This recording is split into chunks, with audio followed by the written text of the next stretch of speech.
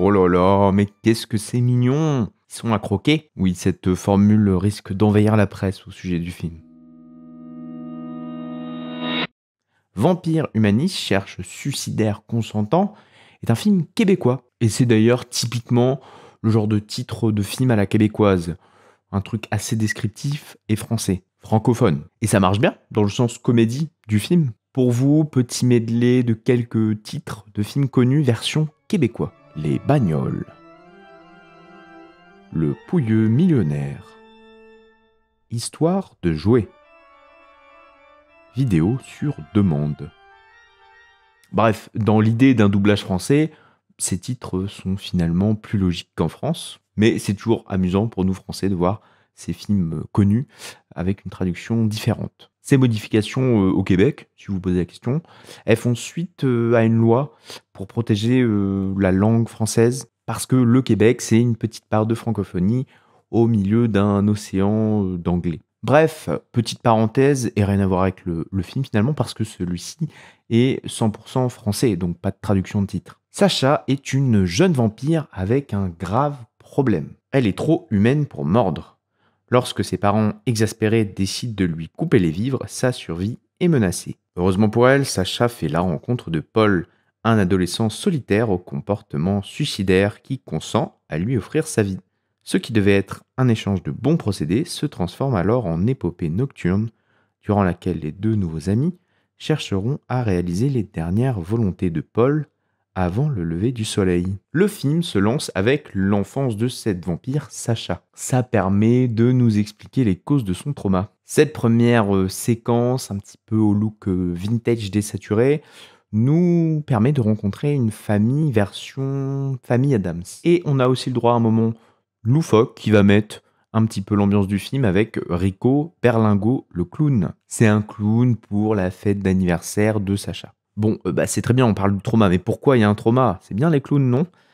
Eh ben, la famille de Sacha va manger le clown, pauvre petite Sacha qui vient de perdre son ami Rico Berlingot. Et pour une séquence d'ouverture, ça marche super bien. Déjà, niveau design, je ne pensais pas tomber sur un film aussi bien pensé. Ok, le film n'a sûrement pas le budget pour nous faire un manoir vampiresque en haut d'une colline, mais il a la créativité nécessaire pour quand même nous faire croire à cet univers, à une famille de vampires tendrement vilaine. Et ce premier trauma de Sacha nous permet de nous présenter une vampire très humaine. C'est aussi une séquence qui permet de mettre en place sa passion pour le synthé, une sorte d'orgue mais 2.0, un petit peu l'orgue des temps modernes. Oui, c'est un parallèle avec le film, car c'est ce que propose le film. La vision d'une famille de vampires, mais modernisée tout en gardant les codes pour reconnaître le genre. Le film ne réinvente pas les vampires, mais il les dépoussière pour y raconter le drame d'être un vampire. Et à ce sujet, la réalisatrice a déclaré: créature condamnée à tuer pour survivre, le vampire porte la mort en lui. Mais qu'arrive-t-il s'il commence à trop réfléchir à la valeur des vies qu'il arrache en comparaison à la sienne?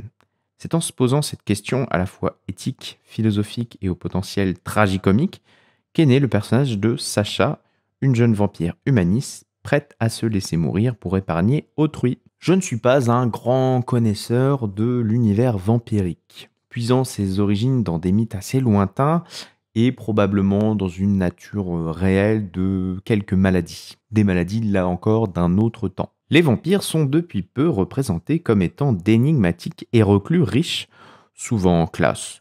Le vampire est semblable au renard, beau et rusé. Et dans Vampire Humaniste, on nous présente une famille assez normale. Bon, sauf le point où il faut boire des pochettes de sang, mais sinon c'est une famille dans une maison normale, ils ont l'air d'avoir des moyens normaux. Et plus que ça, on se retrouve avec une jeune ado torturée par qui elle est, par ce qu'elle doit faire de sa vie. Et donc, en termes cinéma, on s'éloigne assez de la norme actuelle du vampire pour humaniser davantage les vampires. Dans toutes ces différences, il y a quand même quelque chose qui reste.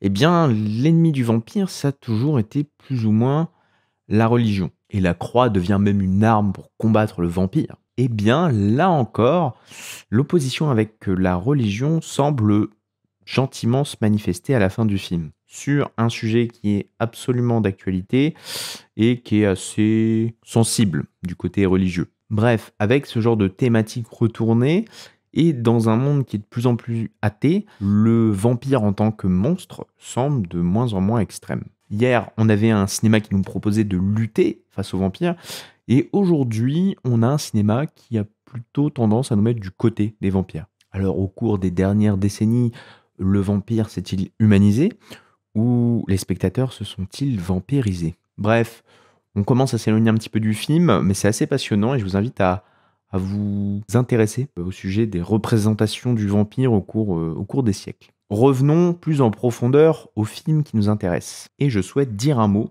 ou au moins souligner le travail du son. Car celui-ci, en plus de l'image, de toute la référence un petit peu Famille Adams, le son vient vraiment nous permettre de nous plonger dans l'univers du vampire avec des moyens restreints. Et une simple mélodie à base d'orgue, ça permet déjà d'installer une ambiance un peu solennelle. Padadam, padadadadadam. Et ceci n'était pas un orgue, donc ça donne pas un truc très solennel, effectivement. Bref, de l'orgue, mais Vampire 2.0 oblige, c'est un orgue un petit peu revisité. Un BPM plus élevé, un rythme techno, et ça donne un truc assez patate. Puis il y a tout le passage de la dernière musique à écouter avant de mourir avec le vinyle. Ça donne lieu à une scène hyper identifiable, deux ados côte à côte, regardant dans un sens opposé et de temps en temps se croisant du regard. C'est pas une scène compliquée à faire, mais quand on pose la caméra, qu'on laisse le temps à la scène, ça marche bien. Puis forcément, la musique Emotion,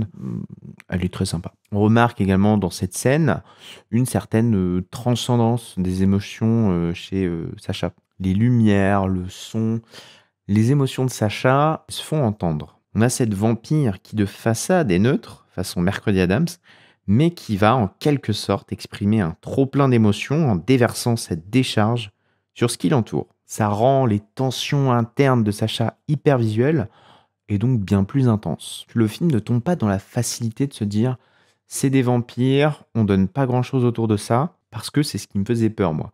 Un manque de budget qui pourrait se répercuter à l'image avec des dentiers un peu cheap, quelques flaques de sang, et pas aller plus loin. Alors oui, ça donne des vampires, mais on ne se sent pas avec des vampires. Le film ne tombe pas là-dedans.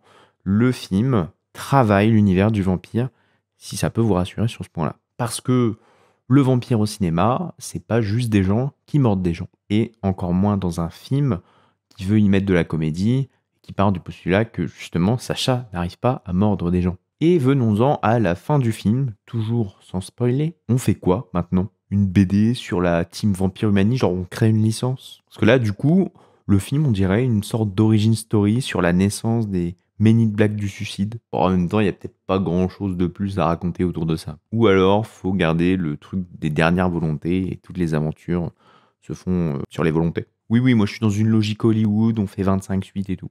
Non, mais j'ai bien aimé l'univers, et puis, ouais, il y a vraiment la création d'une team, tu vois, donc c'est vrai que si on prolonge ça en comics ou quoi, genre on peut imaginer des trucs sympas. Bon, sinon, c'est avant tout un film d'amour, un truc un peu teenage, mais pas non plus débile. Et cette Sacha, comme on le disait tout à l'heure, il y a un petit côté Mercredi Adams, mais avec les émotions en plus. Bon, la série Netflix nous fait comprendre que Mercredi Adams va tranquillement se diriger vers une émotive qui s'ignore. On s'arrête là, je vous invite évidemment à découvrir le film en salle.